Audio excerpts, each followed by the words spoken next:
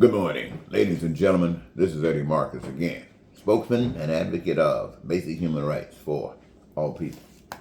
You know, the conversation today in America is that the people, for whatever their prejudices were or whatever they are, they chose to disregard Democratic proposals, cancel out any chance of Democrats taking over the presidency. And they went and they voted for a crook, a criminal, a man who has been judged as being guilty for violating the rules and regulations that have been set up by this country. They chose a man who walked on this Constitution, who could never make a promise that he's going to do anything in relationship to providing any type of comfort for the nation, any type of comfort for the people, because he's already proven that his oaths mean nothing. He's already proven that it means nothing. And by a majority of the people, or some scam that was pulled over the people's head, he became the next president of the United States. And now he's choosing a bunch of what people call buffoons, people who have no idea about what the power of the positions that they're being asked to represent. Some of the people upset about it, others don't know the difference and don't care. But the problem is that if you're not ready to handle and to play the game, you're going to lose. And it appears that while Trump is doing what he's doing, the indication to the people is that he's protecting himself. He's using whatever he can of this country. He doesn't give a shit about this country. Whatever he cares about is himself. To the extent he's made one of the greatest mistakes, which we will see a little bit later on, he has done just that. Now, the public should have had Donald Trump convicted and put in jail. That's what happens to everybody else. But they proved that they are those above the law. They proved the idea of white supremacy is real. They proved, my friends, that in America, money talks and BS walks. Now, what are we saying? It's okay if that's the way Trump really is. But the American people. And now the conversation is, since you're picking these people who really don't know the job, you're getting a lot of feedback that's negative. And so you want to get the Democrat support. However, the indication is that the power at the head of that Republican thing says kill it. Do not pass a continuing. No, they don't want that legislation to pass. They don't want that bill to pass. It's only temporary, they say. Or someone say up through March. But they say to do that now makes it appear as though Biden did something good. So what you do is you don't pass it and you wait. Let the nation go down the drain. Let the nation go down the drain.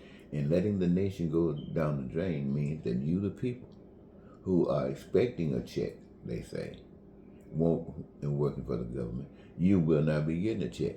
Things that you might have planned to do for Christmas, things you might have tried to do to help Santa Claus out to give him a hand, you won't be able to do that. Why?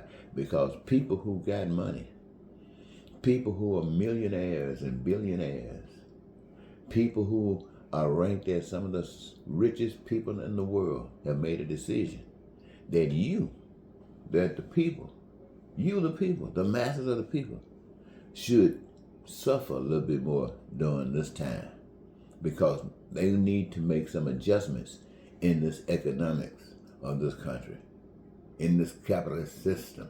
They need to make some adjustments that would protect them who got money, give them a chance to operate and work together or set themselves apart to see who will get a certain piece of the pie while taking away as much of anything that the people, ain't that something? Isn't that something? They're talking about a strike. People going on strike. They're saying we're not being paid enough. You know what the strike's about. We need better benefits. You know what the strike's about. It's just a few now, but eventually, pretty soon, my friends, they're going to be all over the country because you got an administration who cares nothing about the people. They got nothing to offer. And you know what? They didn't even tell you during this campaign. They didn't tell you that they had anything to offer. They just said they were going to stop what the Democrats were doing. They were going to stop what these lying Democrats were doing. That's all they said. They didn't tell you what they were going to do. They said they didn't even have plans. They had concepts. I mean, it crossed their mind, but they haven't come to anything yet. And you still went for them. No, you say, well, we didn't. Well, maybe you didn't, but not enough of you.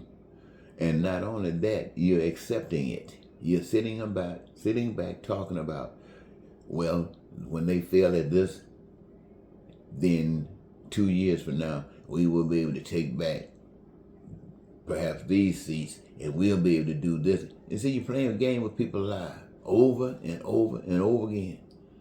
We lose now, but in 2 years, who says 2 years this fool who hasn't done something to really destroy this nation, that you might not even be around because of the policies that these guys engage themselves in.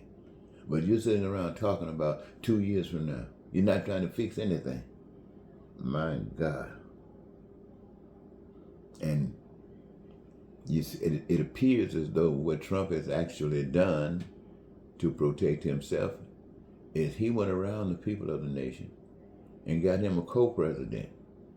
But what he doesn't realize, or he forgot, or he's playing us as if he forgot, is that Americans, they actually respect people who got money.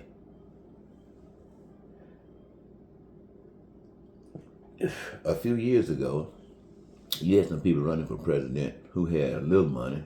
Some of them had no money. And then you had somebody who you thought had big money.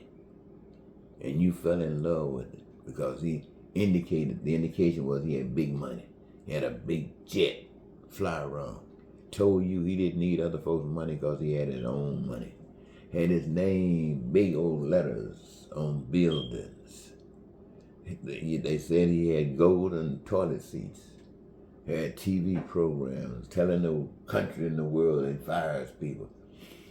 And he jumped on an idea that he would become the president.